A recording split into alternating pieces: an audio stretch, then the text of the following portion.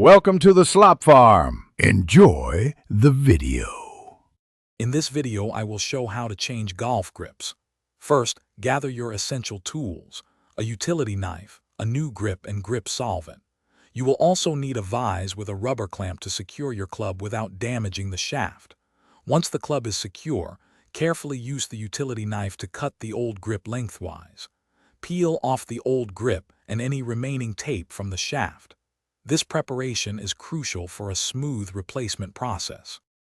After removing the old grip, it's vital to clean the shaft thoroughly.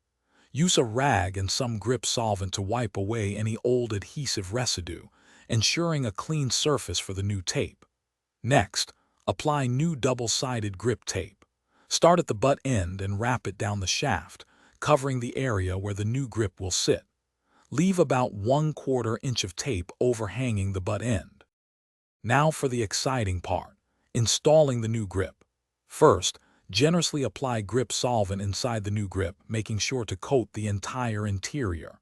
Then, pour a good amount of solvent over the new grip tape on the shaft. This lubrication is key. Quickly slide the new grip onto the shaft, pushing it firmly until it is fully seated. Make sure the grip's alignment is perfectly straight before the solvent dries. Once the new grip is on, you have a short window to make any final alignment adjustments. Ensure the grip is perfectly straight and comfortable in your hands. After making these adjustments, it is crucial to let the grip dry completely. This usually takes at least several hours, but for best results, avoid using the club for a minimum of 8 to 10 hours. This ensures the grip adhesive sets properly for optimal performance. Thanks for watching. Consider subscribing if we helped you today.